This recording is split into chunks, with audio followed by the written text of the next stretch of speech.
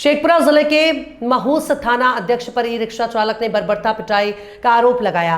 पीड़ित e rickshaw चालक ने कहा कि जब वो मेहुस मोड़ पर ई रिक्शा से सवारी उतार रहे थे, इसी बीच पीछे से महूस थाना अध्यक्ष अपने बुलेट से आए और साइड के लिए हॉर्न दिया। ई रिक्शा चालक अपनी सवारी उतारने के दौरान देर किया, जिसके बाद थाना अध्यक्ष का गुस्सा 7वें आसमान पर पहुंच गया और ई रिक्शा चालक को थाना ले जाकर जमकर पिटाई कर दी।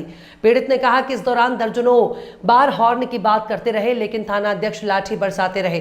पीड़ित ने कहा कि इस दौरान थाना अध्यक्ष भद्दी भद्दी गालियां देते रहे और हमसे थूक फेंकवाकर थूक चाटने को विवश किया, जिसके बाद थाना से बाहर निकलने दिया। पीड़ित ने ई रिक्शा चालक घटना के बाद परिजनों को सूचना दी, जिसके बाद पीड़ित बेहतर इलाज के लिए शेखपुरा सदर अस्पताल में इलाज कराने पहुंचा। जबकि थाना अध्यक्ष पर बर्बरतापूर्वक पिटाई के सवाल पर एसडीपीओ ने कहा कि पिटाई का मामला प्रथम दृष्टया सत्य पाया गया, जबकि थूक चाटवाने की पुष्टि नहीं होने की बात कही। उन्होंने कहा कि पूरे मामले को लेकर जांच रिपोर्ट एसपी को समर्पित किए जाने की बात कही है, जबकि उन्होंने थाना अध्यक्ष को तत्काल प्रभाव से निलंबित किए जाने की बात कही है। वो अपना बुलेट आगे ले गए हैं। अब बुलेट ले करके हमने गाड़ी के आगे लगा दी है। उसके बाद गाड़ी लगा करके वो भत्ती भत्ती गाड़ी देने लगे और बोले कि तुमको हॉर्न सुनाई नहीं पड़ता है।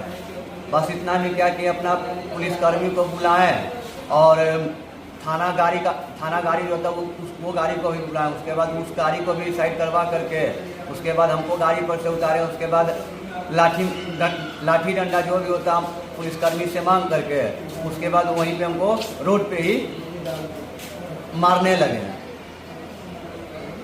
उसके बाद मारने के बाद वो अपना सिपाही को बोले कि देखो इसका ये कहीं दारू तो नहीं पिए हुए है। उसके बाद जब वो सूंघा मेरा मुंह तो नहीं कुछ निकला। उसके बाद फिर वो बोले कि इसको ले चलो थाने के पास, गाड़ी भी ले चलो, इसको भी ले चलो। हम जाने के लिए उसके बाद अपना स्टाफ वो अपना स्टाफ को मेरे गाड़ी पर बैठा दिए। उसके बाद बोले चलो थाना। उसके बाद थाना पहुँचे तो थाना गए तो देखें कि वहाँ अंधेरा होल है।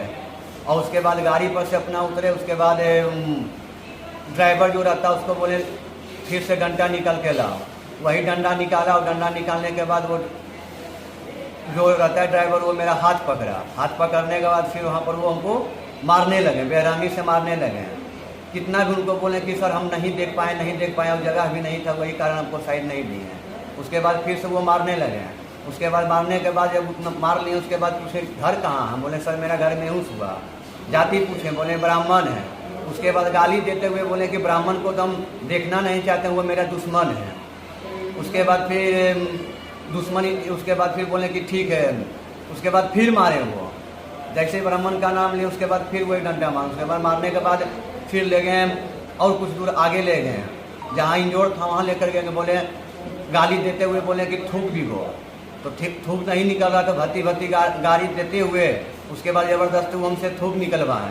उसके बाद थूक निकलवा करके थूके। उसके बाद वो हमको थूक चटवाएँ। जब थूक चाटे उसके बाद बोले ठीक है तुम जाओ यहाँ से किया। और प्रथम दृष्टया यह मामला सत्य प्रतीत होता है कि थानाध्यक्ष के द्वारा जो है मारपीट किया गया है।